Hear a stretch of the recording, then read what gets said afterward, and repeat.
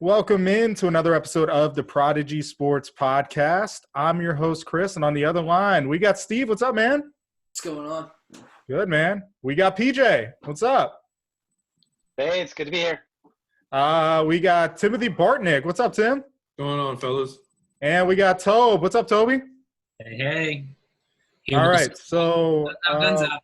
Sun's out, guns out. Yeah, somebody didn't get the memo today. I don't know what it was, but for some reason, PJ decided to not show the guns off today. He's feeling a little self-conscious about those guns. He didn't want to show them off. Yeah, especially out next to you guys. There's no way I could do it. Yeah, well, You need to go get the door over there. I don't know why I'm like flexing. I do the Peloton. I ride a bike. You guys want to see my quads? Show him your alien calf. All right, chill. You don't need to put that out there in the world. Yeah, let's talk about that because listeners want to know. Yeah, maybe I need to take it. PJ trying to get the shine off him real quick. Yeah, they want to know about that calf. All right, let's get moving, though. So the reason we're here is we are going to do an all-time draft, fantasy draft from the 2000s to present. So basically the last 20 years. The criteria is they have to have played at least basically 3 years because we are taking a 3-year window from that player. So it's 3 consecutive years of dominance. So you can't just have an anomaly season. So it kind of will change up who might be going first, second, and third. It might not be the best player, but some players are going to have the best 3-year window. So, guys, I am going to hit the draft lottery. I'm on draftpicklottery.com. We all have one ball in. And I'm going to hit it, and we're going to see who goes first, second, third. Here we go. It's Armstrong treatment. All right. And for pick number 1, we have PJ. Woo! Pick number 2, we have Tim. Take it. Pick 3, we have Steve. All right. Right in the middle. Pick 4, we have Toby. And pick 5 is me. I get the best player available every time. Have the worst spot in the draft. Good. The snake? who got 5? I did. Oh, man. So it is a snake draft, meaning we are going to go, obviously. So PJ picked first in the first round. He's going to pick last in the even round. So odd, he'll go first. Even, he'll go last. And we'll go all the way through the 8 rounds. The criteria is 1 quarterback, 2 running backs, 3 wide receivers, a tight end, and a flex. So I'll be documenting everything. So if you guys have questions, but PJ, man, why don't you give us your player? I think I know who you're going to take here. I'm definitely taking LaDainian Tomlinson. I love to get a chance to draft him again. So I am going to take him for years 2004, 2005, and 2006, because then that'll include the 28 touchdown year. Yep, I had his 3-year run for me, 05 to 07. So it does include the touchdown seasons. But, hey, man, so talk about why LT over all the other guys. Touchdowns is a big thing. I mean, there's a lot of guys with as many yards and also receptions. So what stinks about the 3 years that I chose is that I couldn't have 2003 on there where he actually had 100 receptions. But his yards, he only had 13 touchdowns a year. And if I chose that year, it's more than 3 years removed from his big monster year of 2006. Yeah, see, that's what makes the assignment a little bit hard. If you were taking the 3 best seasons of a player, it'd make it a lot easier. But having to actually pick a player with a 3-year run, but having his season of 31 touchdowns, that pretty much makes it easy right there. Yeah. So anybody else got anything on the pick? Would anybody have taken anybody else at number 1? It was between 2 people. Yeah. If he fell to me, I would have taken him right there easily. Yeah. Okay. Well, Tim, since you were on deck, why don't you hit us with your pick? This definitely comes down to 2 players, so I'm in a good spot either way. But according to the rules, I think we are doing half a point PPR. Yep, half point PPR. Sorry, I left that out. No, it's okay.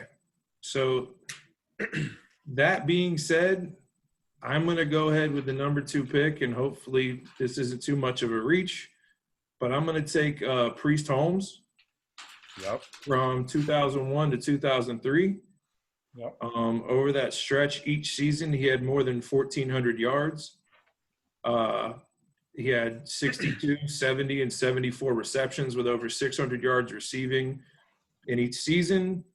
And cumulatively, looking at 48, 53, 61 total touchdowns, I believe. Yeah. So between rushing and receiving, the back-to-back 21 and 27-yard rushing touchdown seasons. So I'm hoping, it was between one of two, so I think Steve has a pretty safe pick coming up next if we're on the same page as we usually are. But, yeah, it was pretty easy for me. So the cool thing when I was looking at, obviously running backs now in fantasy football, it feels like we discard them to the side at age 25, 26. It's like we start to kind of, take them to the glue factory. And Priest Holmes did all that in age 28, 29, and 30-year-old seasons. So he had his dominant breakout when most guys would have been now wouldn't even be considered being rostered at that point, or at least not highly drafted. Didn't he sit behind Jamal Lewis? Yeah, he was in Baltimore. Mm-hmm. Yeah, to build on that, it's definitely something we've seen more and more frequently with the contracts. Even though McCaffrey did just get paid, we've seen, Le'Veon get paid and a couple of these other guys not really live up to the hype with this $15 million per year. They're kind of just a dime a dozen. So to see someone perform that late in their career, it's definitely a valid point. Yeah. No, I think that's pretty cool. So, all right. So 2 running backs off the board, and we have Steve. Steve, you were up, man. Well, I'm going to go ahead and take Marshall Faulk. Hey. But you said it had to be the 2000s, which really hurts because the 99 season is the season he had 1,000 yards receiving and 1,000 yards rushing. Yeah, 1 year away, man. But 2000 and 2001, he had over 1,300 yards rushing, 18 and 12 touchdowns, 80 receptions both seasons. So I'll gladly take the week 2002, which he had 953 yards rushing with another 80 receptions and a combined 10 touchdowns. That was a weak season for him. He was hurt he played in 14 but only started 10. So he was clearly injured that year, but it's still good enough to get him drafted for me. Yeah, it's funny when we do a 90s version of this, maybe in the future, it's Marshall Faulk's going to probably be a top 3 pick again. So spanning 2 different decades, the guy is going to be a top 3 pick. That's pretty cool. Anybody else? So did Steve pick him? Did Steve pick the years that he had 80 receptions, 80 receptions, 80 receptions? Yes. Okay, yeah, those are monster years still. Yeah, just hurt to miss that 99 season. Yeah, for sure. So anybody else got anything on that, or are we going to move on? Yeah, I was hoping Holmes fell, Tim. You did cut me. I assumed that, being in the 3rd spot, he might just kind of fall because LT and Falk are bigger names. But how many total touchdowns did he have in that 2000 season?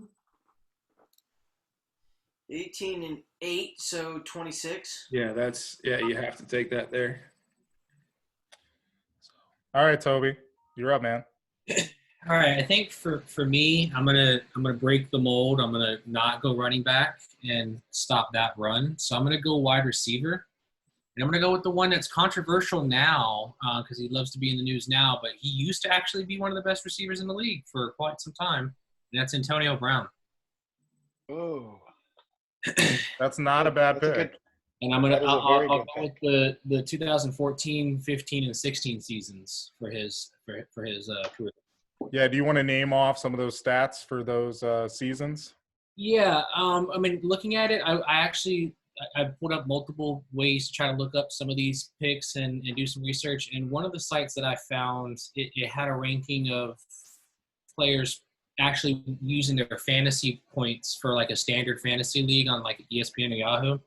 And from 2014 to 16, he was 1st in the league as a wide receiver, 2nd in the league as a wide receiver, and then 5th in the league in wide receiver, breaking over 380 points per season as a fantasy player all 3 seasons. So, I mean, to even see that nowadays, it would be crazy. But to imagine back in the early 2010s, seeing that production of a wide receiver nonetheless is pretty huge as well. So that's kind of what drove me the most to go with him. Is I figured it would be somebody a little bit of a controversial pick, but I think none of the other receivers I noticed in the time period we're looking at were getting that high of a points per season fantasy-wise consistently for that 3-year period like we had said. So that's the reasoning for that. Yeah. Anybody got anything on the Antonio pick? No, it's a great pick. He was the model of consistency in fantasy. He was a first-round pick every year that he played, really. Yep. I'd be lying if I said I wasn't surprised for it right there in the first round. But like you said, when you look at the consistency, the guy had 6 straight seasons of over 100 catches, over 1,300 yards and over 8 touchdowns. So we're going for consistency, which makes some of these players so hard to pick because they had one breakout or then they had an injury-plagued season and then another monster season. So the validity is there. I was just looking at some of the other guys. That was definitely it caught me by surprise, but it's warranted for sure. All right, so I'm on the board now for back-to-back picks, and I'm pretty excited for the running backs that have fallen to me. I was thinking about going a wide receiver and running back or QB and running back, but I think here I'm going to go back-to-back running backs and just kind of see how I can play the board out. So with my first running back, the number 5 overall pick, I'm going to take Sean Alexander. I was looking at him too. So I almost took him at 2. So from, let's see, it is from 2003 to 2005. He has over 1,400 yards rushing in that actual 2005 season, which I believe was his MVP season. He had 27 touchdowns. Yeah. I mean, that's just monster numbers. And the other 2 years, 14 touchdowns, 16 touchdowns. He didn't really catch the ball, but with half-point PPR, I'd rather have more touchdowns and just the yards and give up on the actual receptions. But, you know, he's a guy that almost fell through the cracks for me when I was doing research because, you know, I was pretty young then when Sean Alexander was kind of getting going, and I didn't get into football too early. So in 2005, when he had this season, is probably when I just started playing Madden. So I just started really getting into football. But after looking up the stats, I mean, this guy was really dominant, especially for a 3-year span. So anybody got anything on that? Yeah. Do you guys remember that how he just like fell off a cliff? He went from being the best fantasy player to almost out of the league in a year. So I actually have those stats, PJ. So after that season, he won the MVP. The next year, he had 252 carries for 896 yards. So he only averaged 3.6 yards per carry. The next year, he didn't even reach 750 yards rushing, averaged 3.5 yards per carry, and then was out of the league. So it happens kind of fast for some of these guys. It was the left side of their line, the left tackle and left guard were just actually so ridiculous. They ran like – Is that Faneca and – was that Alan Faneca and Hutchinson? Hutchinson for sure, yeah. And they just ran left and it was like, we know you're running left, but we're not going to be able to stop it anyway. Yeah. It was so dominant over there on the left side. Oh man, that was a funny way that they did things. So there's a real conversation for the guy that probably is going to be the next running back off the board after who I take. If you just took their seasons in a vacuum, or Adrian Peterson should be the pick here. I think that nobody's missing this on the board. But for a 3-year run, I'm going to take Arian Foster. Arian Foster, sorry. Oh, okay.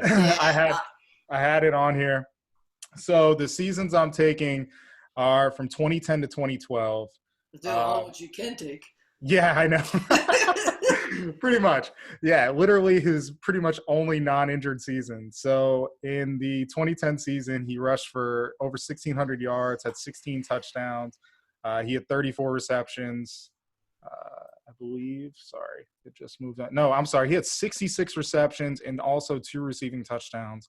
Following season, 1,200 yards, 10 rushing touchdowns, and 53 receptions. And then another 1,400-yard season, 15 touchdowns, and 40 receptions.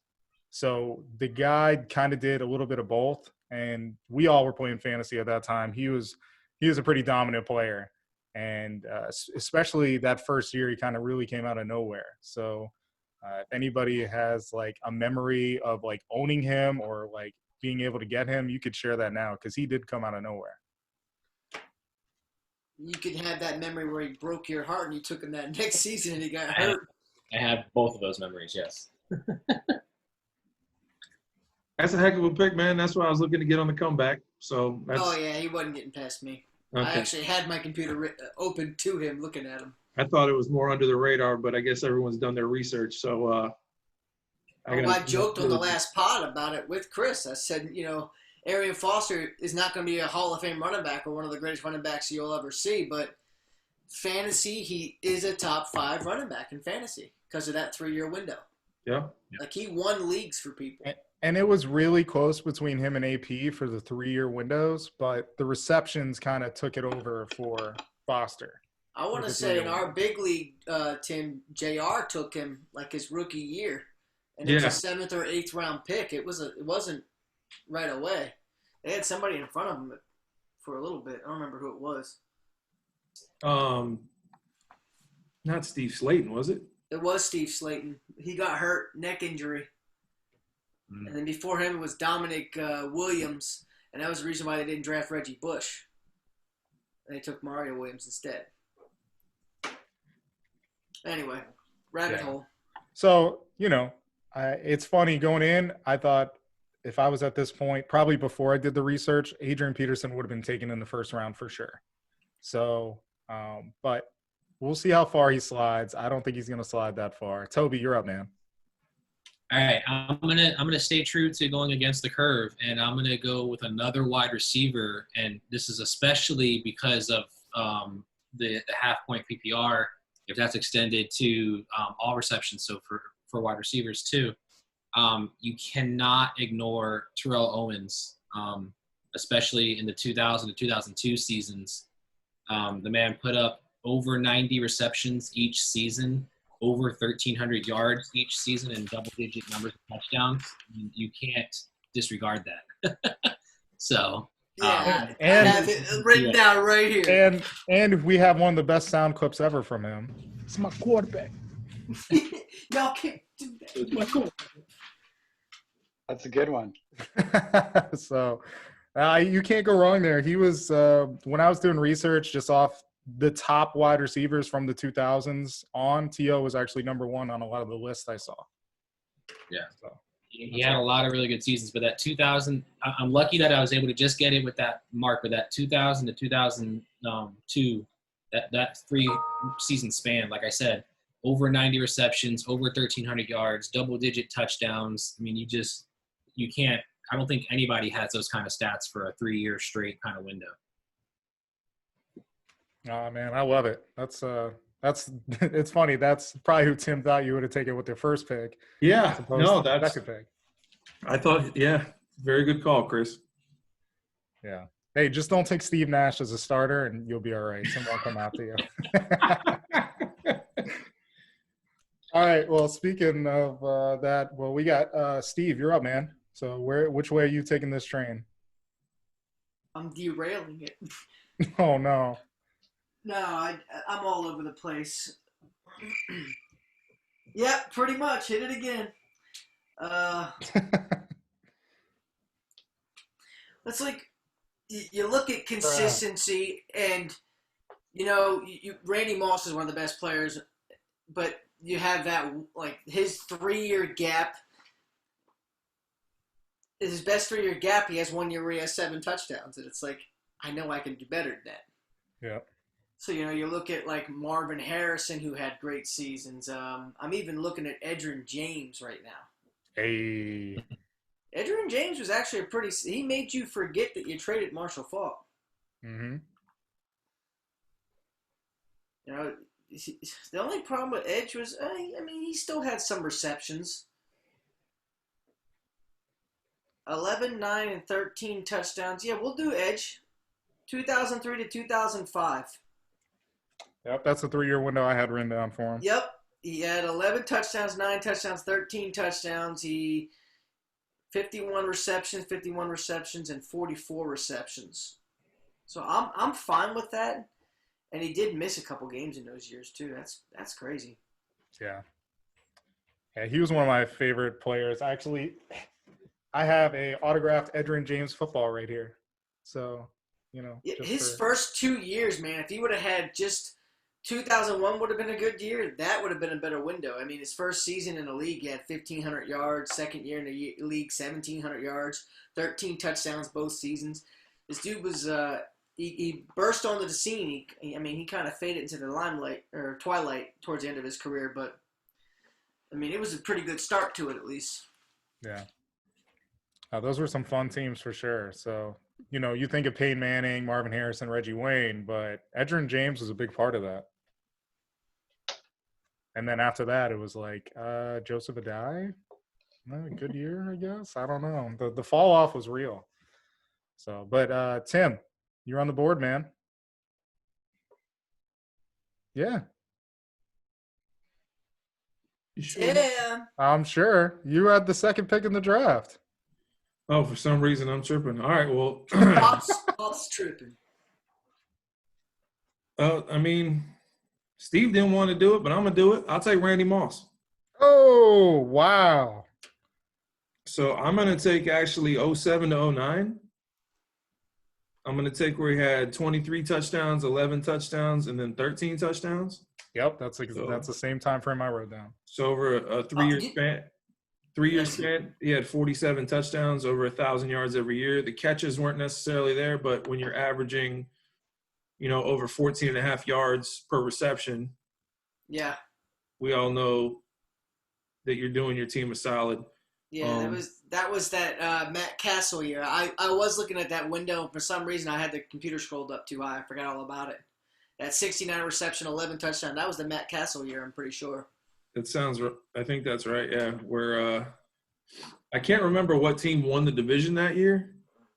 You're funny. That's the Wildcat, baby. Exactly. So, yeah, to get a Hall of Famer right there, I'm perfectly content with that at this point in time.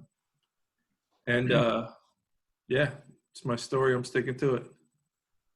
Oh man, I love it. That's a great pick. And now I'm really curious to see what PJ is going to do here. I know one of his picks for sure. Like, this could not have fallen any better for him, I don't think. Oh, I'm curious because I love every PJ pick because he's the fantasy guru. So whatever he does is gonna mess me up right here. So I was like, you know what? Let me go ahead and take Moss and just take my chances when something comes back to me right here. Yeah, I don't know who you think I'm gonna take, but I'm taking Calvin Johnson. Oh, my next pick. Okay. So the years that I will take from him are 2011, 12, and 13. Now, 2012 was the one year he only had 5 touchdowns, which is just so sad to think how good he is and what a year he had to only have 5 touchdowns. But as far as fantasy purposes, he had more receptions that year, 122, and he literally had almost 2,000 yards, 1,964 yards receiving. So that was his down year. I will definitely take it. The year before he had 16 touchdowns. The next year, 12, over 1,400 yards all 3 seasons. Who knows what he could have been on a better team with a better offense, but with other players around him. So I'm really happy to get one of those studs. I wanted to make sure I had Moss, Owens, or Johnson, and so I was really happy when Steve took James, just because I already had my stud running back, so I wanted to make sure I had one of those elite receivers. Oh, makes sense. So who are you going to take with your next pick? Yeah, that's a tough one. Really? I thought this was going to be someone that you've loved in fantasy that has literally fallen into your lap, and you're not going to take him.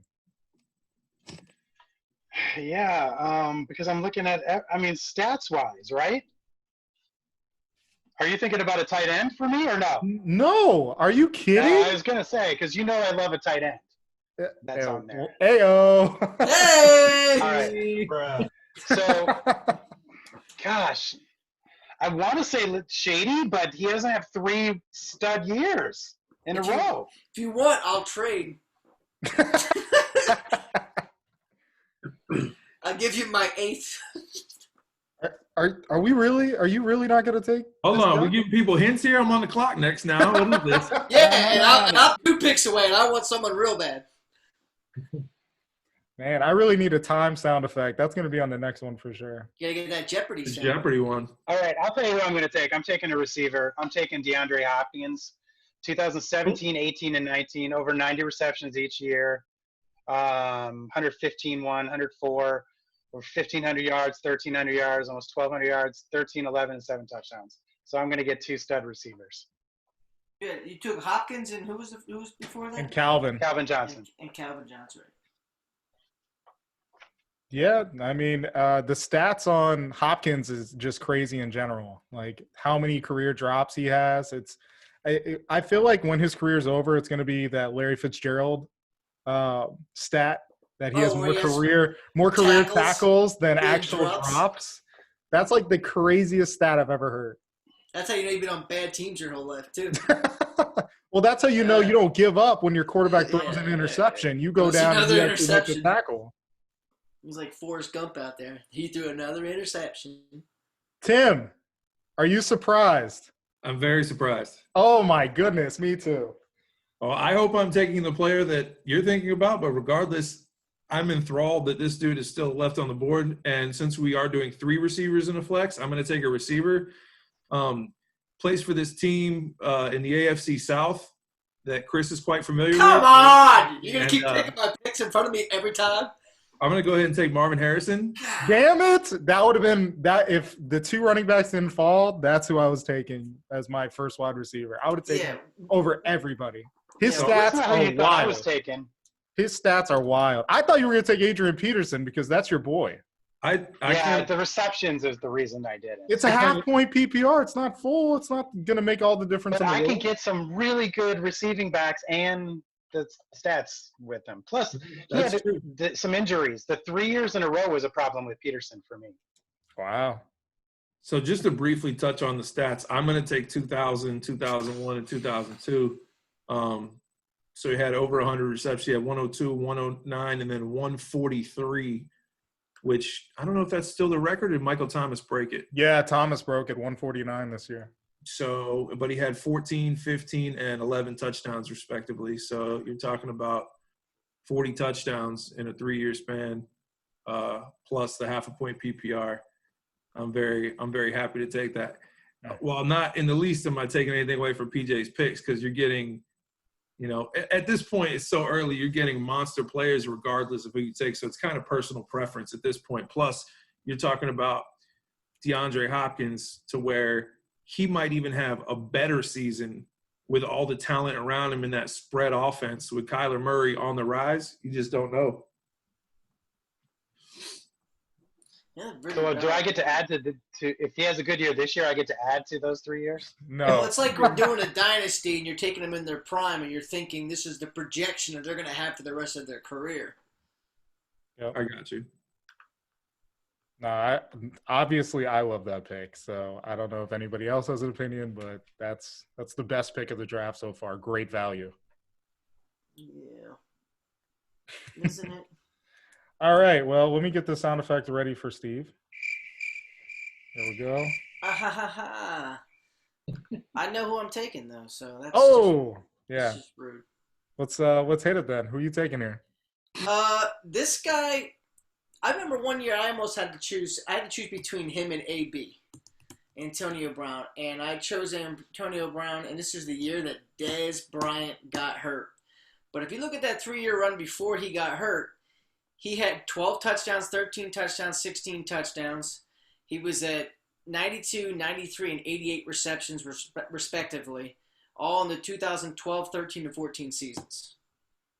And damn near 1,300 yards every single season. So you can lock me up with Dez for my first receiver.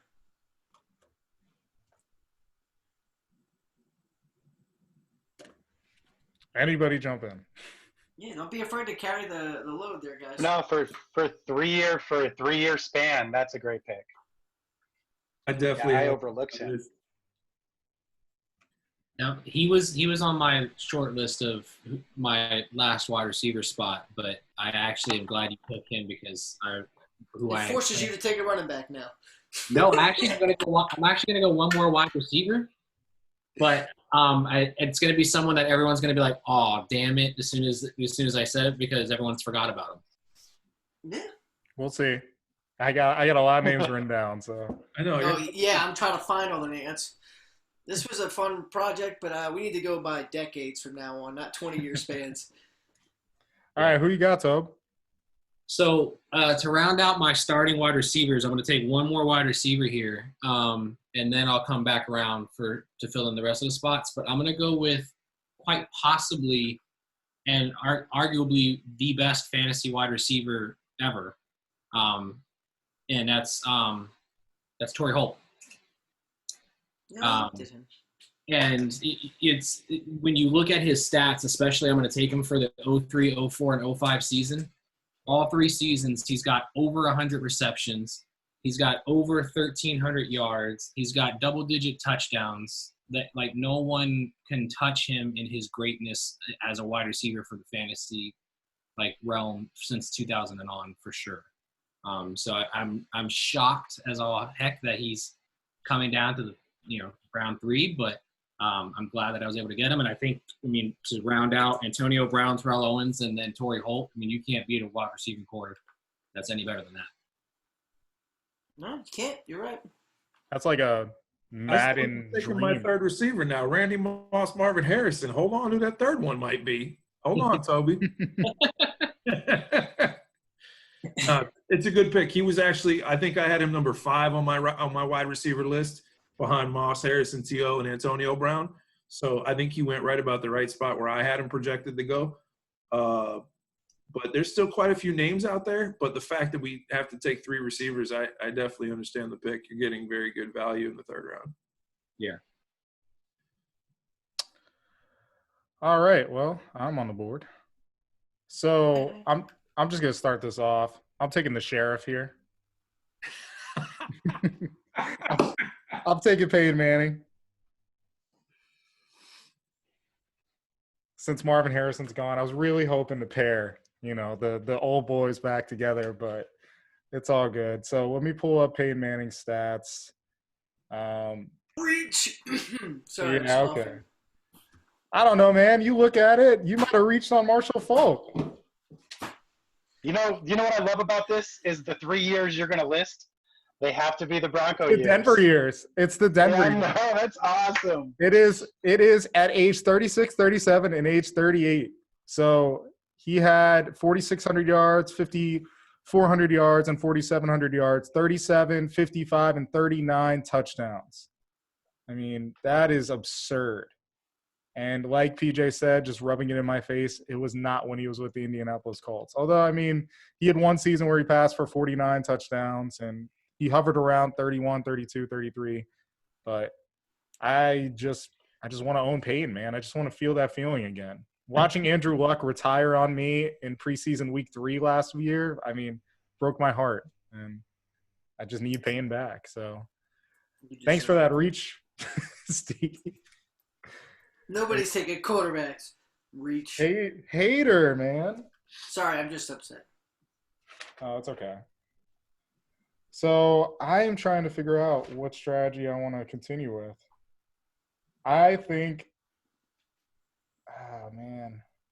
this does get really hard, especially when you have 2 picks in a row. It's like you have to have your guys really lined up.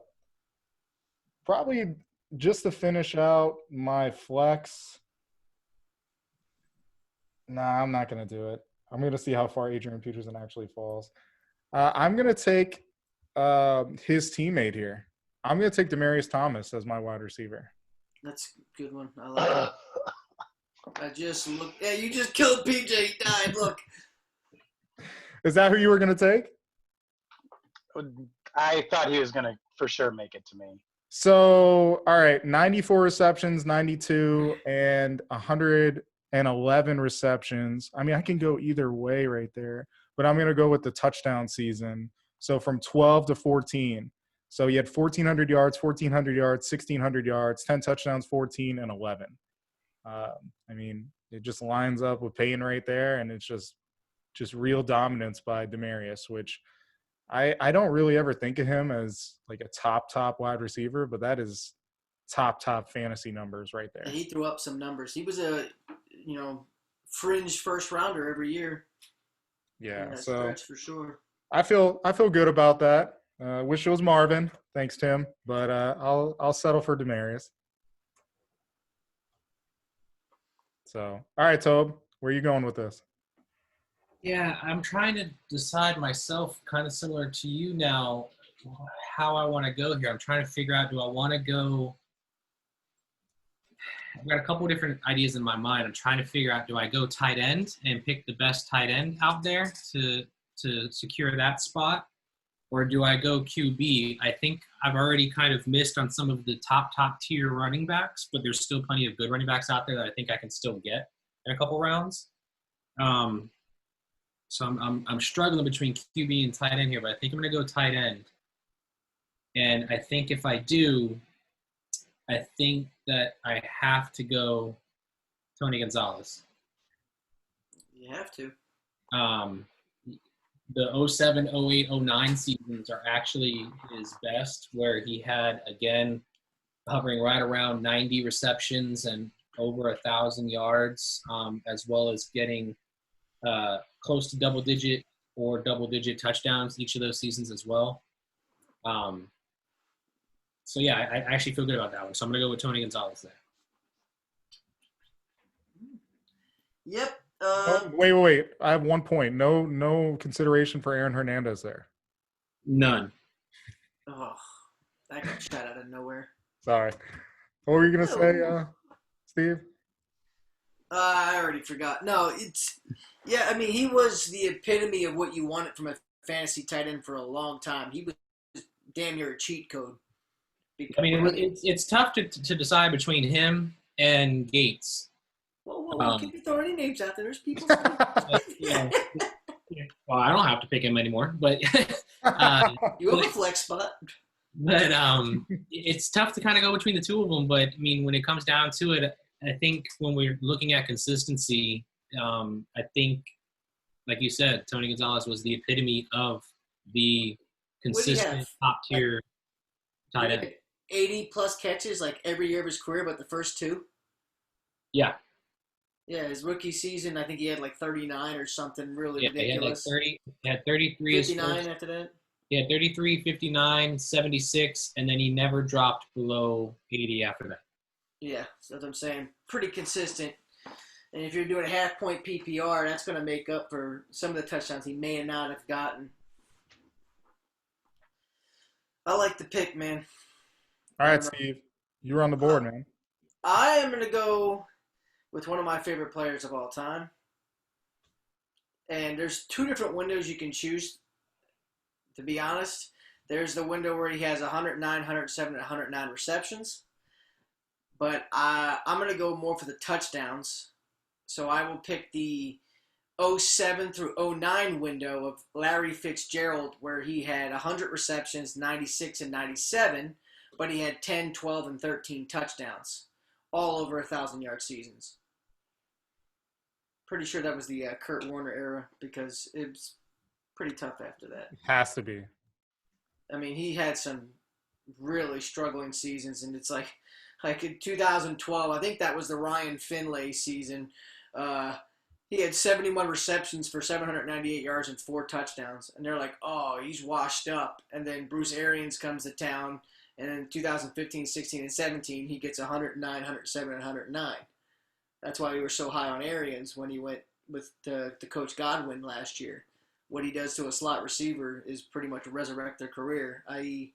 some other guys that haven't been drafted yet. So we're not going to talk about that. So, next. All right, so that's you then, Tim. Timmy. At this point, I'm going to go ahead and take my next running back, I believe. And if I could find my place, sorry. It's all right. It happens. It is a big assignment. No, I'm sorry. I got it figured out. I just was trying to find some stats. I know who I'm taking. So if I can talk and figure it out at the same time, I'm going to take a running back. I'm taking Julian Edelman. Oh, I thought I. That's why it wasn't working. Seattle Seahawks, Marshawn Lynch. Wow. I like it. So I will be taking Marshawn Lynch for the years of 2012, 13, and 14, where rushing he had 1,250, 1,300, and almost 1,600 respectively, with double-digit touchdowns every year, 11, 12, and 13. And he actually caught the ball more than people give him credit for. He had 30, 44, and 48 receptions, 300 yards twice, and then another 7 touchdowns. So we're talking about 36, 43 touchdowns over a 3-year span. So if you're averaging over 14 touchdowns per season with 250, 300 receiving and another 1,400 rushing, I feel like that'll shore up my backfield with he and Priest Holmes. And one of the greatest runs of playoff history. Against the Saints, absolutely. Yeah, beast mode itself. All right, PJ. He got fined on that run too. Yeah, for grabbing his crap. Yeah. They still show the All right, I'll take AP. Adrian Peterson fell pretty far. I forgot about him at this point. 2000. I'll take his first 3 seasons, 7, 8, and 9. The touchdowns were there, double digits each year. The third year, though, man, 18 touchdowns, 1,300 yards. Also had 43 receptions that year. So what's crazy about? I'm pretty happy to get him. Yeah, crazy about AP though. If like the 3-year run, like his 2,000-yard season, if he didn't have that child abuse case, that might have been the 3-year span he would have taken then. Yeah, man. And I think that's the only reason I let him get by. I mean, I probably should have taken AP. I mean, we're talking about the same amount of touchdowns nearly that like I said, Marshawn had 44, 43, and AP had 41 over the same span. So it was really close. The receiving yards were also very similar as well. But, yeah, it was a great pick. It was between the two for me. So that's way too far for him to fall. Yeah, that screwed me up, though. So I'm on the snake. I'm on the back end. Jeez. You know who I'm going to take? You're going to tell us now.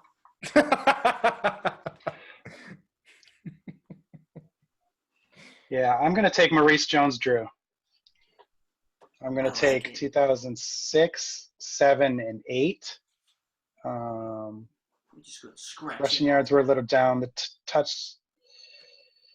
let's see. The touchdowns were 13, 9, and 12, but he also had 46, 40, and 62 receptions, and then added 4 more touchdowns through the year. So, Oh, Mighty Mouse. What'd you say? Good old Mighty Mouse. He was the little bowling ball in Jacksonville forever. Yeah, but Chris pointed out that his combine 40 time was almost what Jonathan Taylor had, right? Yeah, you ran a 4.38 40 because there have been a couple of people just in size comparisons with Clyde Edwards-Helaire that I've heard say MJD just because they're similar size, but totally different run game, especially speed-wise. Well, you see him now? Yeah. He ain't running too much. I mean, that's what makes me kind of think, like, a little worried about Clyde maybe a little bit, a couple donuts during this quarantine, and he's not going to be able to do nothing on the field. It's an interesting pick. I mean, he's definitely not bad, but he's not someone I would normally think would be, like, considered a top-tier running back that you'd go after. Like, I don't even think he's the best running back that's ever rushed for the Jaguars. But James Stewart. But I mean, it makes sense. It's just interesting. I would have never. That one does kind of shock me a little bit. Well, I mean, I do kind of like Chris and I met him in an airport one time. I think that might have influenced. That's what I thought you were thinking I was going to pick with my second pick, which I thought was way too early to get him. So it's again the touchdowns and the ability to get some good reception totals too. Yeah, I love MJD, so you're not going to get any pushback from me. You could have taken him with the first pick, and I would have been all about it. He's a really nice guy. So, also, like, how old was I then, PJ? Like 19? I, like, towered that man. He was so small. We both did. Yeah. So, here's the thing that stuck out about MJD when we were standing in the line at the airport. PJ noticed his calves. He's like, hey, man, he has to be a professional athlete. Look at those calves. That's a very PJ-like comment too. I can totally picture that moment. Yeah. Yep, absolutely. Like, so that's like when I was younger. Because when I lived in Jacksonville, my dad was working at the Jaguar Stadium. We actually met Jimmy Smith. I don't know if anybody remembers him, but he was one of the best wide receivers the Jaguars ever had. Good old lightning and thunder with him and Keenan McCardell. And I met him in a Toys R Us over in Jacksonville by the stadium. Was he nice? He was very nice, yeah. Buying Madden for his son, ended up buying mine too, and gave me an autograph right there. And very, very nice guy. That's cool, man. The funniest thing was the way we did it was kind of somewhat stalkerish and creepyish, though, because we were leaving the stadium on a Friday because my dad was doing inventory the same time that practice broke and he was leaving. And I just happened to like look back and I tell my dad in the car, I'm like, Dad, that's Jimmy Smith. We got to follow him. And so we like followed him, but from the front. And when we saw him turn off and go into Toys R Us, we're like, Dad, let's go to Toys R Us.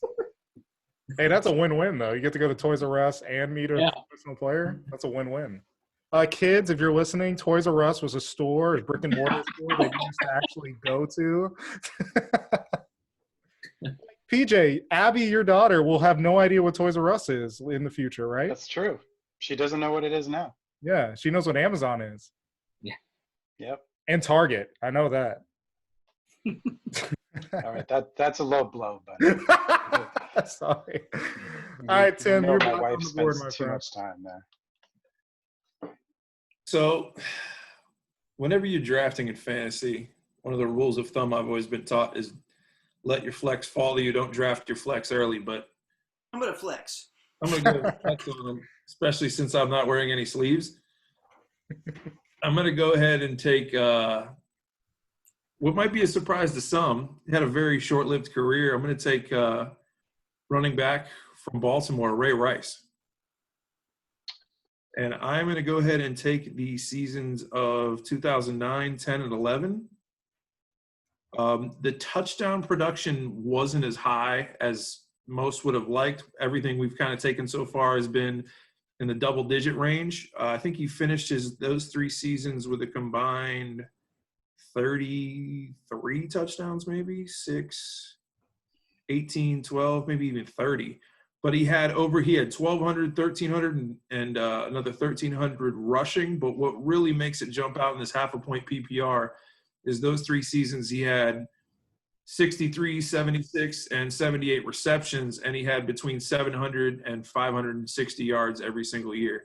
So those receiving numbers bump his stats up dramatically into where he can definitely be a factor by not having those touchdowns that some of those other guys that we've drafted so far have had.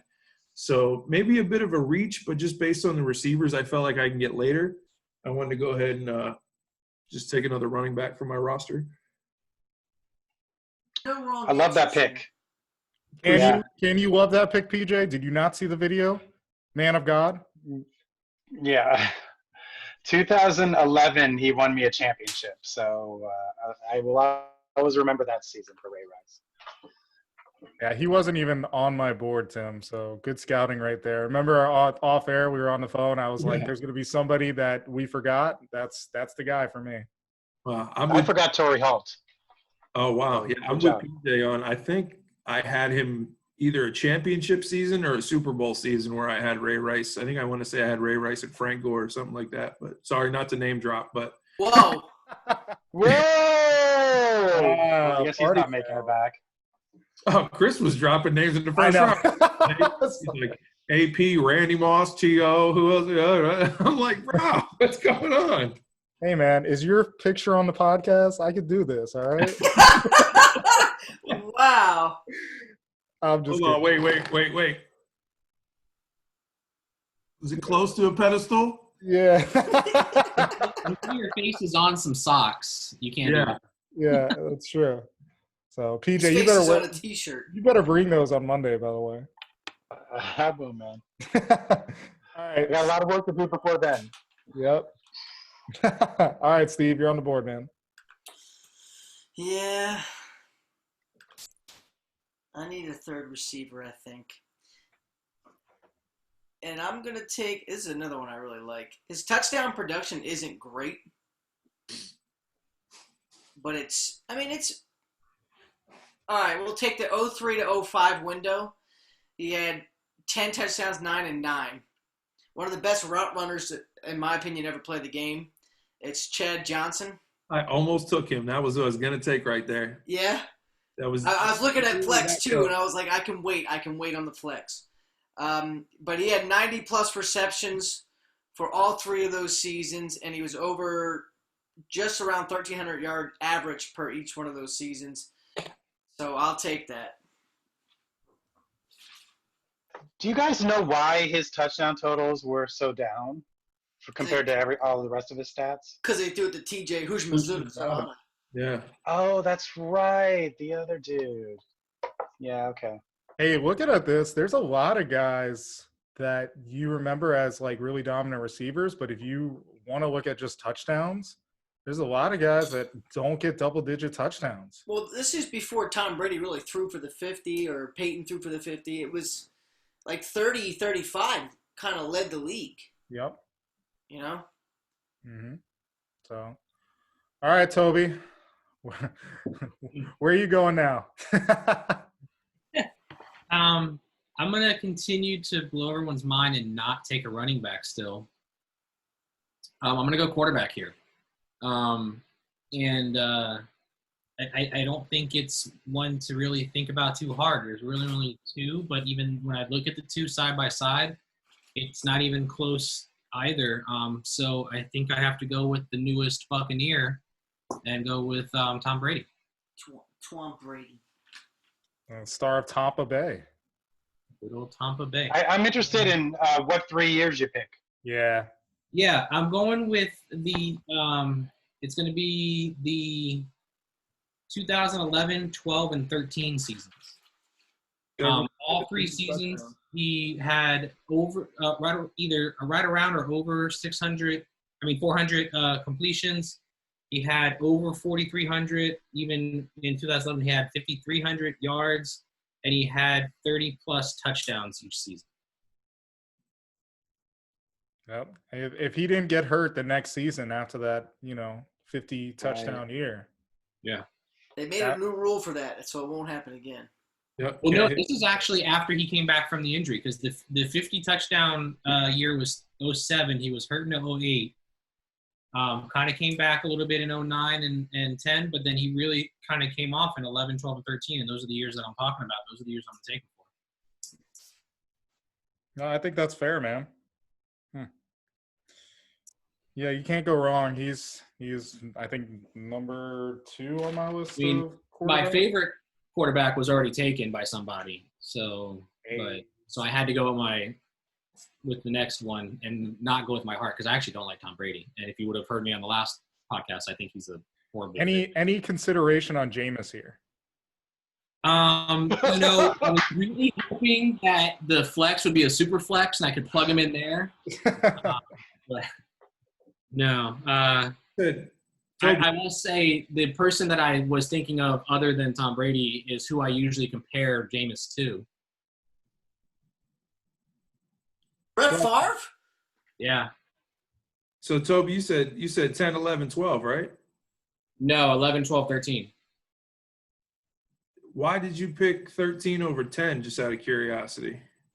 Looking at it, it came down to just the production and the stats. 13, he's got 380 completions. He's got 4,300 yards. He does have less touchdowns, but it was the completions and the receptions, and he had less interceptions as well than the 10 season. So the 10 season, the only stat that was higher up was the touchdowns. Everything else was a little bit lower. I must have incorrect stats. Okay, because I'm looking at something where it says in 10 he had 36 and 4 versus 13 he had 25 and 11. So my references must be incorrect. Well, that's what I'm saying. The touchdowns were less, but the completions and the yardage, and I don't have his interceptions that high, but so I had his interceptions lower than that. But okay. His completion and his yardage was much higher. Yeah. I mean, I agree with you. I hate the pick because being a Dolphins fan, Tom Brady can go fly a kite. Time in Tampa. Yeah, he's fly a kite. Thank you. Kick rocks. We knew he had to be picked. We know he's won 6 Super Bowls or whatever, and blah blah blah. So I mean, and to Chris's point earlier, though, too, is like when you compare him, like I said, I was comparing him side by side to a Brett Favre, and you look at Favre's best 3 years.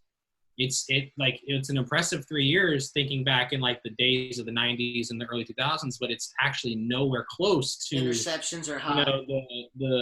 The numbers that you see from a Brady and a Manning and all of those that come up in the later part of the 2000s and 2010.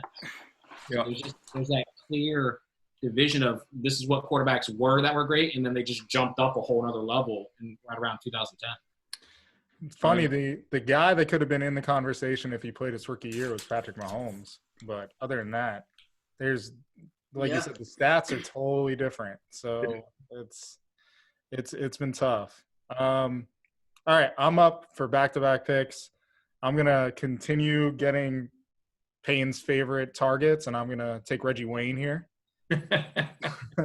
I'm going to take Reggie's 2007, 2008, and 2009 seasons where he had 104, 82, and 100 receptions respectively.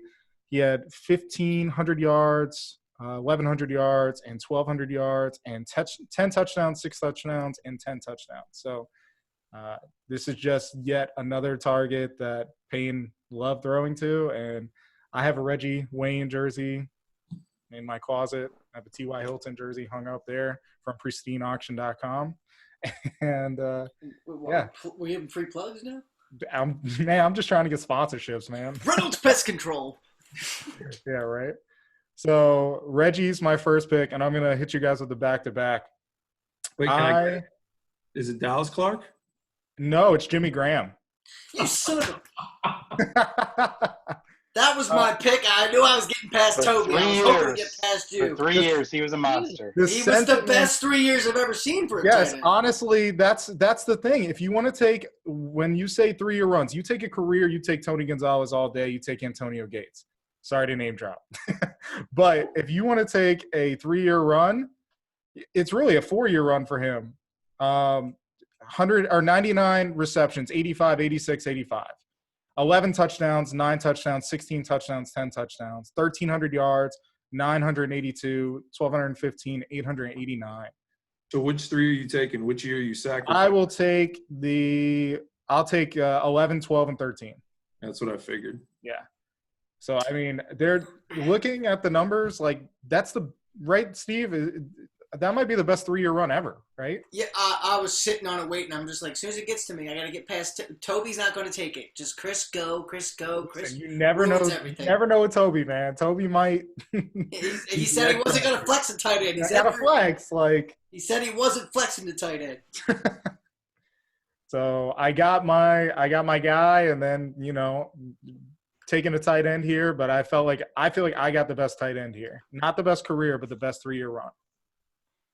I think so.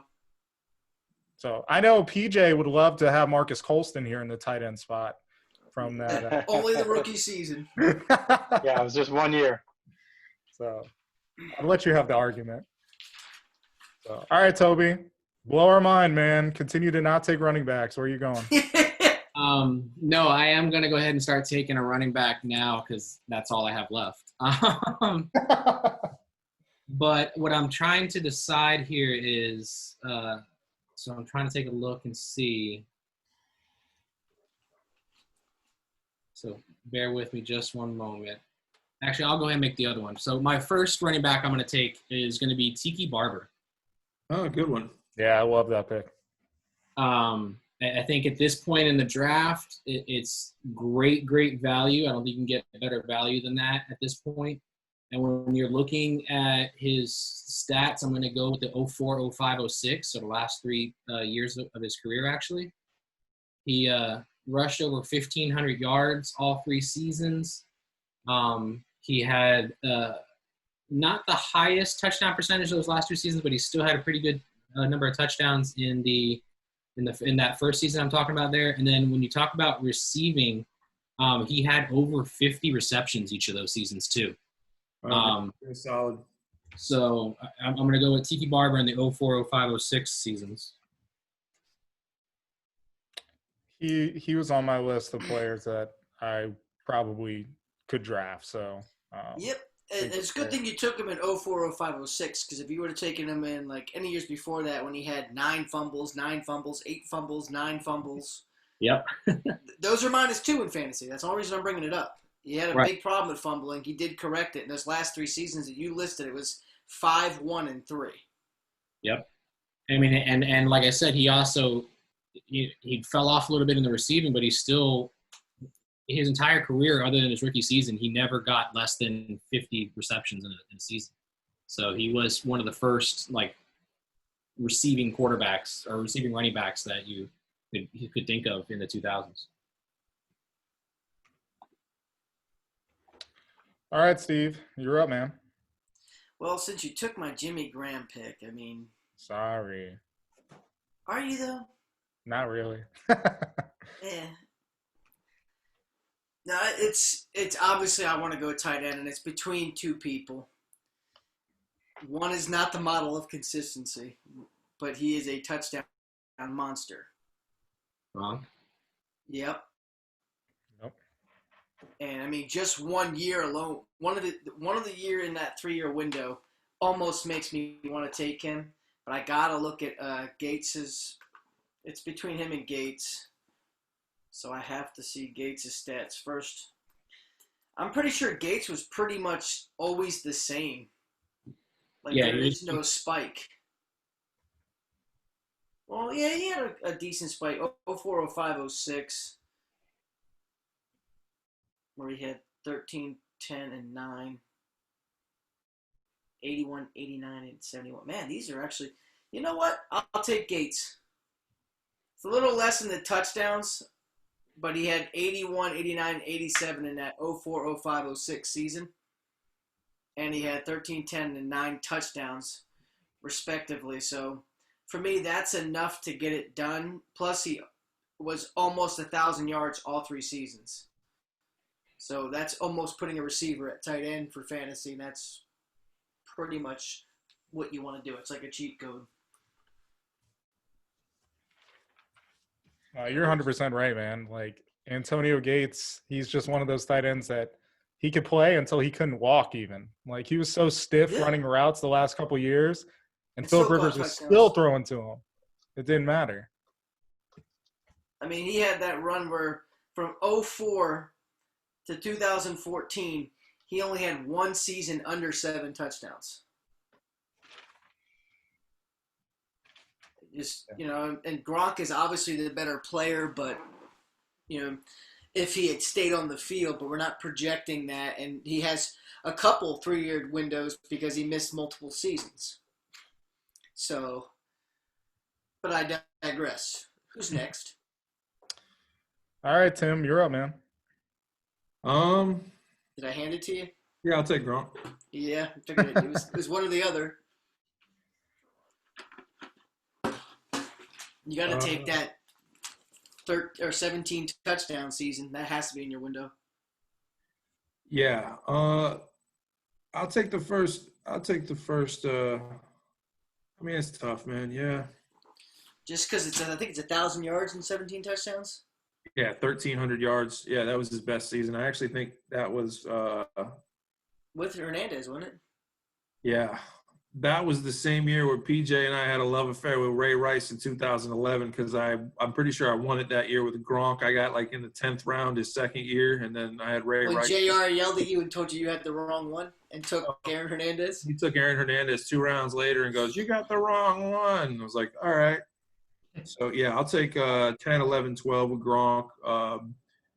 38 touchdowns over that span. Didn't have the yardage except for the 1 year, really, but from a tight end, it's kind of tough. And I think everyone took a lot of very good tight ends around me. So, yeah, I'm happy to have Gronk on my roster at this point. Yeah, that's a no-brainer. But you just made the board fall so perfectly to PJ because Dallas Clark is still there. And I know he needs a tight end. So, PJ. That's not why I took it, because he was the only one that didn't take a tight end yet. I already wrote it down for you, PJ, Dallas Clark. No, that's okay, man. I'm going a little further south for my next 2 picks to the Bayou. I'm going to take Michael Thomas as my third receiver. Yep. I'm going to take 17, 18, and 19. Touchdowns weren't like in double digits, but they were 9 2 of those years. And over 100 receptions, 149 last year, just insane. So I'm happy to take Michael Thomas. Still playing, could still put up those kind of numbers this year. That's not how this game works. You have the 3-year run. I know. Golly. He's building his dynasty team with you. Yeah, I know. Like, hey, let's start this league right now as I've taken half of my players are retired. Every one of my players is retired except Jimmy Graham. He should be retired, though. But Jimmy Graham should have retired. True. Hey, but if Chicago's going to pay me $8 million a year to suck, I'll do it. Yeah, to go stand in the corner. Yeah. All right, P. So who's your other pick? So I'm really happy to get one of the top quarterbacks. So I'm going to take Drew Brees with my next pick. That's a really Just have good to pick. decipher which will be his. All right. So I will take 2010, 11, and 12 as his years. 33 touchdowns, 46 touchdowns, 43 touchdowns, 5,000 yards in 2 of those seasons and 4,600 in the other. The interceptions were a little higher, but in fantasy, that doesn't hurt you that much. Still a lot more touchdowns than interceptions. So I'm really happy to take Drew Brees with that pick. He was my number 2 quarterback of the guys that I wanted from 3-year runs. So that's great value there. That's how you feel. All right, Tim. You're back up, man. It's down to 2 players for this. And I could go either way right here. But I think I'm going to take the Toby route. I'm going to take the road less traveled with a pick that I don't think anybody has on their board or their radar,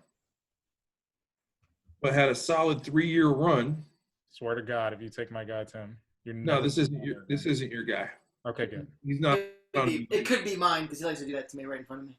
Yeah. Once again, so just to give Steve a hint, he was also on my 2011 roster in the 15th round.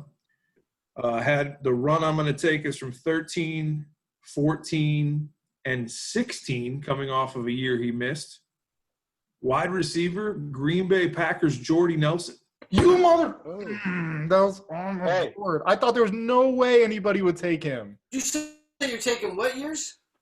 13, 14, 16. Oh yeah, that isn't a 3-year run technically.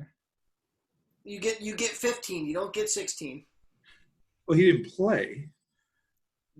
That's part of the game. You listen to the rules, Chief. Was the rule 3 consecutive seasons or 3 consecutive years? I mean, I didn't clarify specifically, but so Tim finds the loophole. Good point though, because all right, but if it is that, then I want to change AP's years. See? Damn. But he actually played 1 game that year, didn't he? Yeah, he did. He played one. He played a game. Yeah, this was after the tournament. Jordy didn't play at all, right? He got hurt in preseason, or he got hurt in the regular season? I remember when he had ACL tear. I think it was preseason. Yeah, you're right about He Jordan. was either pre or post. I could change it. I'll take another dude if y'all want me to. It's up to you. Nah, you're in too deep right now. Okay. Yeah, the setup and the drama on that one was way too much for me to have to choose another player at this point. So 8 touchdowns, 13 touchdowns, and 14 touchdowns in those 3 years. 85, 98, 97 receptions, and over 1,250. He had 1,250, 1,300, and then 1,500 in those 3 seasons.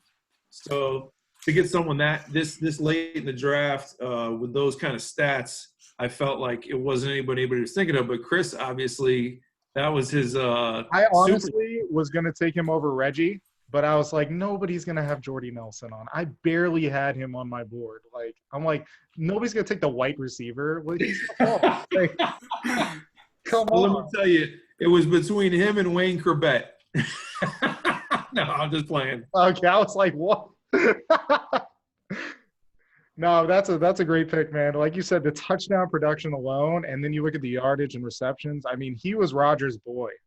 Well, yeah, just to add on to that, as we talked about fantasy, and everyone in this room has played fantasy for quite some time, which is clear, and we've always had those players who we've hit on in latter rounds.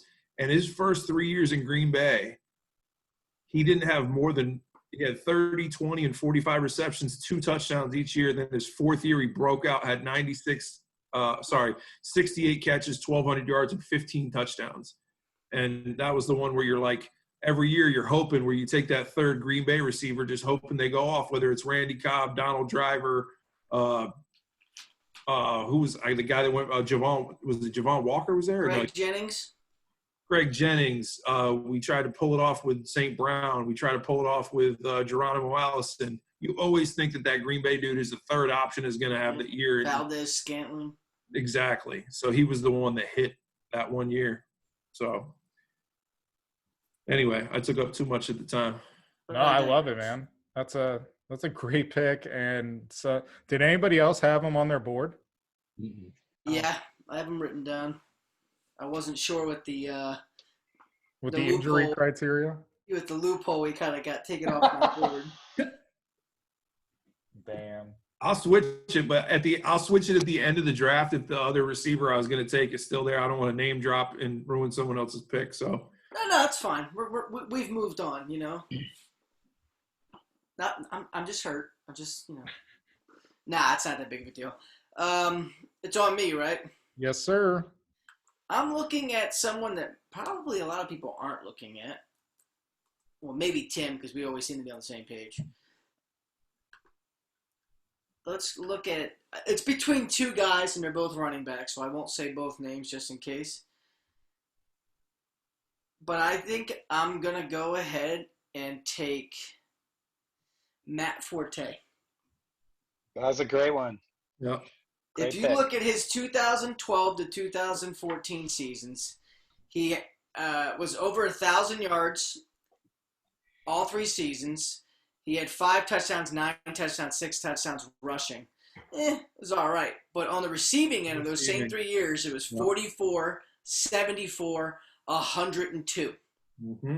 So that – and then he added, 1, 3, and 4 touchdowns on the ground. So if you're in a PPR league, that peak of 2014, he gives you 1,000 yards on the ground and another 100 yards 100 receptions and 800 yards receiving. It's a great flex. That's what it is. It's my flex. And there was one other guy, but I don't want to throw the name out there that I was looking at. No, that's he had a run, man, where he was a no-brainer first-round pick in fantasy for Matt 40-point Forte. I don't know. I want to say that was the first running back to have 100 catches since maybe Marshawn. I mean, not Marshawn. Marshall Faulk? Yeah, Marshall Faulk. Yeah. Probably. That's a good pick. Definitely on my board. All right, then. So, Toby, where are we going, man? Got to go running back again. Fill out that last running back spot. Correct me if I'm wrong, did no one take Jamal Lewis yet? No, he's out there. Nope. All right, then that's who I'm taking right here is Jamal Lewis. I was going to pick a certain amount of year or a certain set of years initially, but thanks to Tim's loophole, I'm going to change the years that I'm going to pick. And I'm going to pick the 2000, 2002, and 2003 seasons. He was out all of 2001, missed it with a knee injury. But 2000, he rushed for 1,300 yards, 2002, 1,300 yards, and then in 2003, he had 2,000 yards rushing. All 3 seasons, he caught over 35 receptions. The yards are there, the receptions are there, the rushes are there, the touchdowns are pretty decent both years too. So I think that's his best 3 years right there. It's a good pick. I wasn't trying to change the strategy for anybody. I promise. I just. Well, if it wasn't for that, I was going to go the 02 to 04. Because 04 is not too much less. It's not too far off 2000. It's just 2000 was a little bit better before he got injured. So if I have that loophole to take advantage of, I'll go 2000. Sure. I still have quite a few running backs left on my list. I'm surprised that some haven't been taken. But Yeah, there's a couple I like that are still out there. So I'm going to take one of these running backs that you might be talking about. I'm taking Clinton Portis here. It's definitely one of them. Okay. That's what I was thinking might be mine. I'm back around. So What years are you taking? What years are you taking? I'm pulling it up, big dog. I'm pulling it up. Hey. I'm taking his first 3 years in the league. It sucks that third year he only has 5 touchdowns, but the first 2 years, 15 touchdowns, 14 touchdowns, 1,500 yards, almost 1,600 yards, and even in that third season, 1,300 yards. His receptions, he had 33, 38, and 40. He had 2 receiving touchdowns that third year. And he did that with 2 different teams, Denver and Washington. So it's crazy that he was producing like that for Denver. And that's the Shanahan days where he was just like, yeah, I can make any running back good, right? Well, look at the yards per carry. I mean, they just didn't – they could have used him so much more. I was so mad at the Champ Bailey trade. Oh, gosh. 5.5 yards per carry his first 2 years in the league. That's nuts. Yeah. So, and he did it on, like under 300 yards or 300 carries. So, yeah, I just love Quinn Portis, and he's just from that Miami, the U where they were just churning out NFL running backs in the early 2000s, man. I know Toby hates that because he's an FSU guy, but he shouldn't have been out there. Yeah. I was like, all right, let me go through and think of running backs. Him, I'm like, Willis McGahee, is he good enough? No, he wasn't good enough, but I liked McGahee for a little bit. All right, so my last pick is going to be I have to take a wide receiver here. And I'm weighing a lot of things. It's really down between 2 guys for me. And the tiebreaker is going to be that this guy caught balls from Peyton Manning. So I'm just going to take all of these wide receivers, and I'm taking Wes Welker. But I'm taking his Miami seasons because he made a field goal in those Miami seasons, and he just was an amazing player. I'm kidding. I'm going to take I was like, what? You remember that, though? Yeah. No, but for real, I'm going to take the 2011, 2012, and 2013 seasons where he had 122 catches for 1,569 yards, 118 receptions for 1,354 yards, and then 73 for 778. But he had 10 touchdowns that year, so 9 and 6. So going with Wes. PJ, I see the look on your face. So what's the con of taking Wes Welker here? The touchdowns are a little bit low, but receptions, yards, consistency. Yeah, I mean, he was on my board. Yeah. So. Anybody else?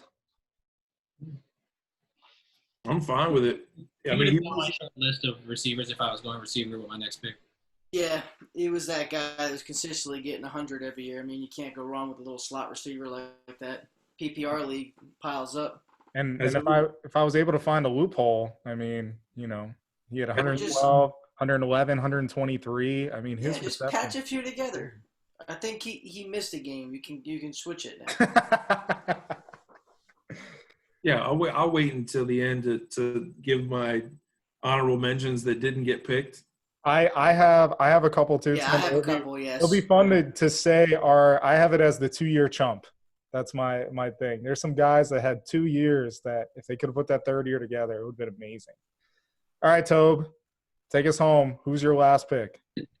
My last pick is to fill that flex spot, and so I was trying to decide between wide receiver and running back, but then realizing that we all forgot about this one running back seemingly, unless it's one of the ones Tim is talking about here. And I'm going to go with my Bob Marley loving friend, Ricky Williams. Yep, that's my guy. I absolutely forgot Ricky Williams, and I cannot believe I did. What were his reception totals? That's why I left him off, DJ. Yeah. I can't believe he's still on the board in the last round. But to be able to pick him and go with those 01, 02, and 03 seasons for my flex spot is got me feeling pretty darn good. I mean, he's over 1,300 yards each of those seasons, close to 400 attempts each of those seasons, double-digit touchdowns in those seasons, and all 3 of those seasons he had over 50 receptions as well. So that's a huge miss by all of us. Knocking the what about fumbles? Yeah. What about fumbles? Fumbles those 3 seasons. Oh, you fumbled that guy. 8, 7, and 7. A little high. 8, 7, and 7. Yeah. Yeah, it's nothing hard. When you match that against 50+ receptions, 13 to 1,400 plus yards. One of the seasons he's got 1,800 yards. You can't deny that those are peak seasons to be able to go for. The man has 10,000 yards and he took 2 years off. Yeah. Mm-hmm. Yeah, I loved Ricky Williams. That's him and Chris Chambers. Young Chris Weech. Really love those 2 players. Steve, who do you got here then? Good pick. I have to hold on. Tim, you said you got something? Oh, no, I was just saying it was a great pick. I mean, one of the players I had left on my list was Ricky. I mean, obviously being a Dolphins homer, I love it. And that 2002 season, over 2,200 total yards, and the touchdowns were there. He had a receiving touchdown every year, 47+ reception every year. You guys were kind of knocking the receiving yards, but he had, almost 400 or 500 receiving yards every year. Wannstedt ran him into the ground. So, solid pick. Yeah. All right, Steve. He killed the Broncos. That dude killed the Broncos. So I'm a little biased against Ricky. Yeah, that's why you don't like Christian McCaffrey, because of his dad on the Broncos. Like, I don't understand. No, I just said he's going to get injured. I don't dislike him. I just want his career to stop. Yeah, I know. No big deal. All right, Steve. Yeah, so I'm stuck between which 3-year window to take, but I'm taking Aaron Rodgers for my quarterback. Yep, see that coming. I mean, he just has multiple sets of years. He did it like between 2010 and 2012, where he led the NFL in touchdown percentage. He had 28, 45, and 39 those 3 years. He's always thrown low interceptions, so that's good for fantasy. And then we go down to his rushing, in that he adds another 300 yards on the ground with 4, 3, and 2 touchdowns those same 3 years. Oh. So that'll round me out. I got the quarterback I wanted in the last round, so I'm perfectly fine with that.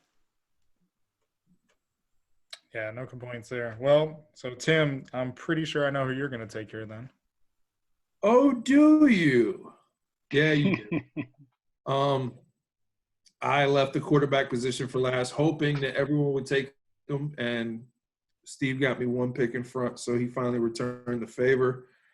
But just as far as consistency, being the 5th quarterback, I'm cool with it. I'm going to take Russell Wilson. His last 3 seasons, actually, every season, 31, 35, 34 touchdowns. And like Steve had from Rodgers, I got some rushing. I got 350, 375, and 586 with another 6 touchdowns on the ground. So not ideal for my roster. I was hoping for a Breeze or a Rodgers. I kind of figured Peyton and Tom Brady, they went 1-2 on my list. I looked at a couple other guys like Vic and like maybe Dante Culpepper, but they just didn't have those consistent What about Big Ben?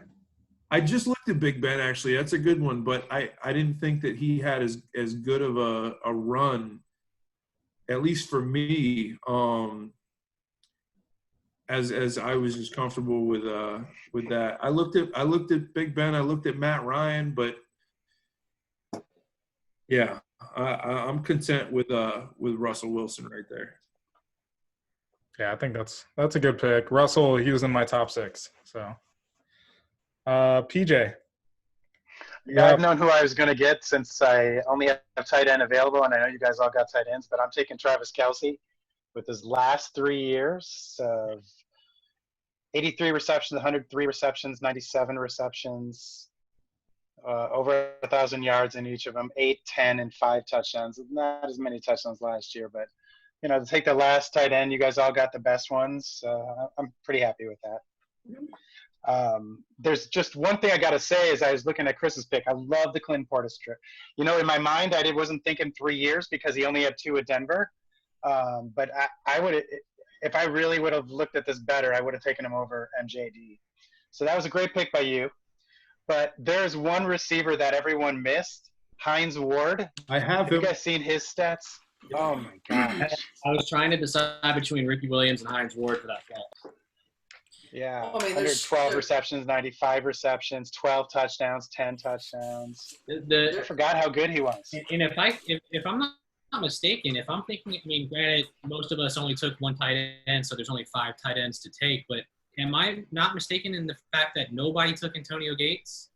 No, he did. No, he went. He went. And then the other one that everyone else forgot about, especially shocked that PJ did not go with him, was I think didn't Sharp still have a couple of pretty good years in the early 2000s? It was before. I think he had.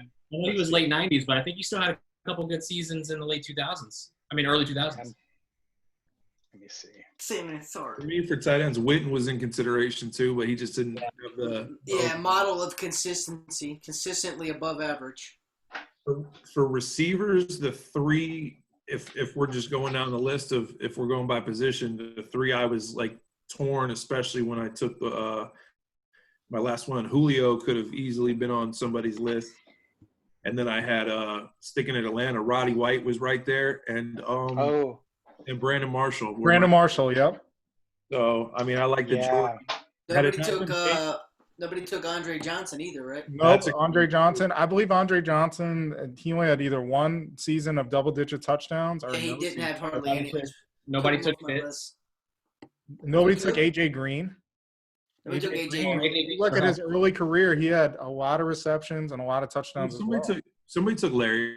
I took Larry. Yeah. You took Larry? I said AJ Green, right? Yeah, AJ Green. You did. Toby said Fitz. Okay. Like you said, but going back to the Steve Smith. Steve Smith was on my list. Carolina Steve Smith, and then that Jordy. If it weren't for the Jordy pick, I would have taken Julio Jones. Anybody else? Any receivers? Oh, you know who else I had on there, but I just couldn't. I couldn't find the consistency. Was Isaac Bruce? Yes, I had him as well. Same thing.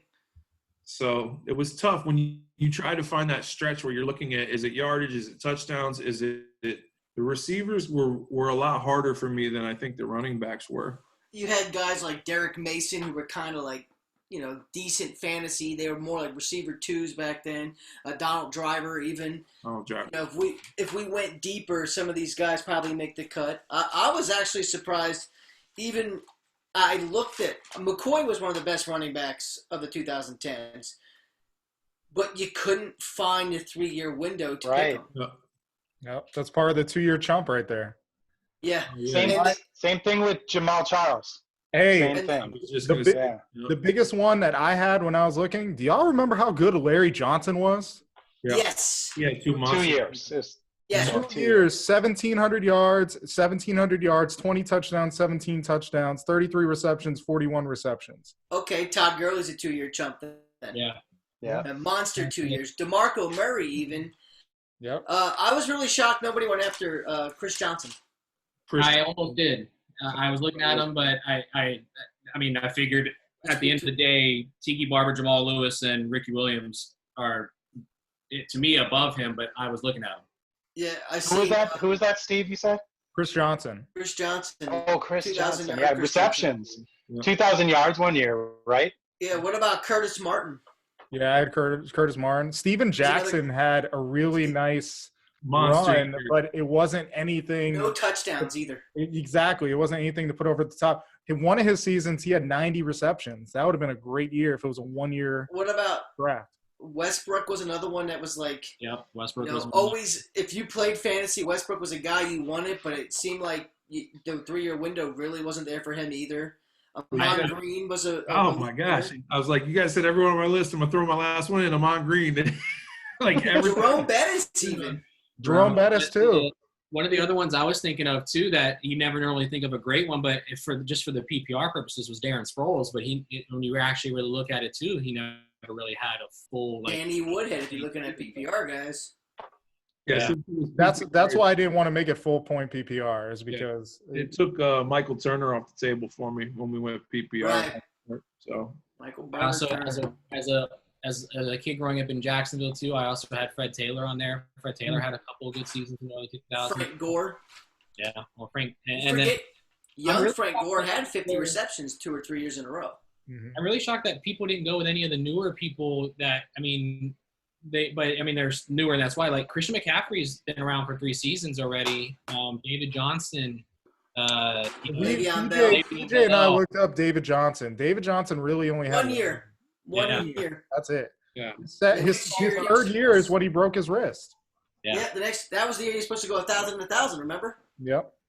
I And he thought got about 6 the Michael receptions Thomas. in that I game. like when he took the Michael Thomas. That was definitely something that you looked at, especially after last season, breaking the record and his consistency being with Drew Brees. So it's going to be interesting to see what happens, how long Brees stays on. But that was a good newer age player. PJ took the most players still playing. I'd be interested to see. I didn't look at it. Fantasy moderate. I'd be interested to see how Mark Ingram matches up. Everyone kind of forgot about him too, but he's someone who eats up the receptions and still gets a pretty decent amount of yards. We got to toss in Pierre Thomas. Oh, yeah. I'm Did kidding, anyone but have Ezekiel Elliott on their list or not at all? I had him on my list. Yeah. But I couldn't find 3 complete years. That one suspended year kind of hurt him. Well, you didn't have to count that one. That was the loophole. Come on. No, but you guys said everyone I had as far as receivers and running backs. The only other one I had on tight end, I actually had Zach Ertz on my list. I looked at Olsen and I looked at Todd Heap because I know Todd Heap was a name back in the day, but his numbers weren't really fantastic. I'm drawing a blank on the name, but what was the guy out of Pittsburgh? Heath Miller? Heath Miller, yeah. He always was a favorite of Ben's too. Whenever he had to check down. Yeah. What about I'm surprised we didn't take any running quarterbacks. Like Cam Newton was on my list. He had 14 rushing touchdowns his first year. Yeah. That's twice as many as Lamar Jackson. I looked at Cap just to be the controversial person to go ahead and take Cap, and then I realized he didn't have as good of a season as 2 seasons that I thought he did. Yeah, it's just because he was a part of those 49ers teams that were so good all the way around. It's he didn't do anything too explosive. Like, I don't think he ever had a season like Lamar Jackson did, obviously. Oh, no. Well, so I'd be really interested to see, Chris, I'm assuming you're probably going to do this already, but I'd be really interested to see what our listeners and what some of our fantasy friends that we're in leagues with think of these rosters. So I'd like to see it posted on social and see some people vote on them and who has the best roster. Yeah, I will try to find some time tomorrow to put that together, since that usually falls on me. So I will do that. And I'd like to see the discussions around those too, because I think all of us, I don't think there's a single one of us that goes, oh man, I don't really like my roster. I think all of us kind of love it. But so I'd like to see what a lot of other people think too. I feel like my roster is probably the most unsexy roster of them all. But if you go with production, I feel pretty confident with my team. But mine's very touchdown heavy. Mm-hmm. I let Adrian Peterson fly right by me for no reason, so that was my mistake. That's true. All right, so I was afraid that I was going to miss out on the running backs going away from them while you guys were all picking them up. But I think at the end of the day, being able to pick up Tiki Barber, Jamal Lewis, and Ricky Williams to round out at the end there, I think that's pretty solid. Very solid. Very solid. If Tim didn't give you that loophole, that Jamal Lewis pick would not have happened, and Well, I would have still gone with Jamal Lewis. I just would have gone with a different 3 years. Yeah. Who are your 3 receivers, Toby? AB, T.O., and Torrey Holt. Oh, yeah. You might have the best team. You got the all-diva team. Yeah. Besides you Torrey got Holt. 3 great receivers, man. And then Tony Gonzalez and Tom Brady. Yeah, that's a good team.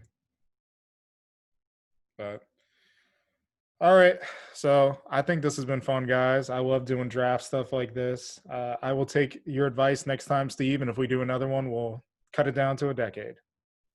Make it just a little bit easier. So is that for the entire decade? What do you mean? Like, so we could use their whole career within that decade span? Oh, no, I'm not going to say that. I think you said keep it 3-year chunk, but you do it best 3 years from the 90s. Yeah, best 3 years. I mean, that's it was kind of fun for me to do. I don't know. We could vote on it later, but when you take somebody's best 3 years, for me, it's like they've Well, sorry, I meant the way we did it. The best 3-year spans of a not 3 random years, but not the best 3 random years. Yeah. So just looking back at it before we close out, I mean, I think if there's any team that you wouldn't want to see in the street and fight between Ray Rice, Marshawn Lynch, and Randy Moss. Yeah, I wasn't going to say that, but I was thinking it. But then you got good guy Russell Wilson as your quarterback. Like, all right, guys, just hold on. Like, it's okay. He's like, you go fight him, you go fight him. That's a leader. What I'd be interested in seeing, we didn't go that route for this, and so I know probably no one did their homework on it, but if we were to pick team defense, like if we were rounding this out with a defense, I'd be curious what everybody's pick would be on the defense side. I mean, if you want to go in order, if no one's prepared for it, I know who I would take number 2. Who would you take one? DJ. I would take the 2011 Bears. If you're talking defense and special teams. Yeah. You take it, Devin I Hester? take the 2011. Yeah. I would, if it goes to me, I would take the Tampa Bay. Was it 02? Yeah, Super Bowl team. Yeah, when they had Warren Sapp, John Lynch, and the lot. That was a really solid defense. I don't want to put Steve on the spot. That's kind of tough. Well, what year did the Ravens win the Super Bowl? 2000. Yeah, I'll take that one because their quarterback wasn't the reason they won. Oh, that's a no-brainer. Then Ray Lewis, Ed Reed, and McAllister. Suggs and all down the list. Yeah, this sucks being at the bottom of the turn. This is BS. I'd probably go Steelers. Oh, he left you a great one then, Chris. What are you talking about? So wait, Dolphins. Who did you take, Toby? Steelers. What, the year they went to the Super Bowl and beat Green Bay, or the one they beat Arizona? That was year they had Polamalu, they had Harrison, they had they were. That's probably one of the best defenses in the last 30, 40 years. Chris, you got the Legion of Boom, bro. Yeah, that's exactly where I was going. Legion of Boom. That's a pretty good one. I don't have Devin Hester as my kick returner, but overall, this defense is insane. So, and Athlon Sports has them as their second best defense of all time. Someone could have took Jacksonville from a few years ago too. All right, since I have the first pick of the kicker rounds, I'm just kidding. Justin Tucker. That guy doesn't miss. Back to Janikowski for me. Cody Parkey. I'm just kidding. All right, but this has been fun. We'll probably do another one. There's been good things coming out about sports coming back. NBA, hockey, baseball's even happening. NFL, for news, they're planning on doing their training camps on time. As of now, they're planning on playing in stadiums. Obviously, that is subject to change, but it's all good news. If we have a halt in play, though, we will be doing more of these drafts because we need content. Hopefully, we can shelf these for the off season. But this has been a lot of fun, guys. I thank you all for coming on. Thank you guys for following the dress code from not wearing sleeves. I really appreciate that.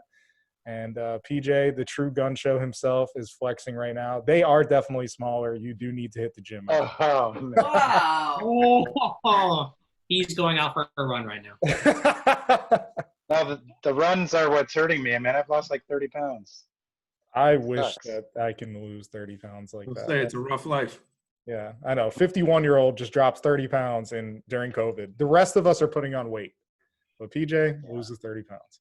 God, 51, bro? You look like you're 31. Dude, I love you, man. Have Tim on the show every single day. I was going to ask, but I didn't know when the right time was. I'm like, I know he's got a daughter. And I was like, man, did he have his kid when he was like, what? I'm trying to do the math in my head. I'm like, something doesn't make sense because he does not look like he already has a kid and has a – yeah, if we just did pictures, Tim, married, bro. If we just did pictures, I think PJ would probably get voted youngest looking on the show between all of us. I don't think so. That's not true. Yeah. What? Yeah, okay, Steve, get out of here. Especially before you got your haircut, you were looking rough. They said that barbers weren't essential. I said, guess again, Chief. I'm sad I finally got gray coming through on the beard. Oh, welcome to the club. All right, guys. PJ uses just for men, so. Brush it in. Brush it in. New sponsor alert! You get an AARP discount for this one? Yeah, so now we have Pristine Auction and Just for Men. We're good to go. So What do we mean? We don't have a cutoff T-shirt one? yeah, exactly. Yeah. NBA store. Did you guys did you really send a memo out about No, this just happened by accident. Just okay. incidental, man. Because it's so hot. Yeah.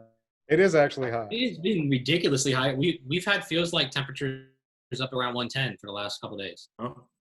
Yeah. Oh my gosh. I thought it was bad here. It like real feel like 87. So, Yeah. but all right, guys, let's get out of here. I'll talk to you guys soon. See ya. Peace.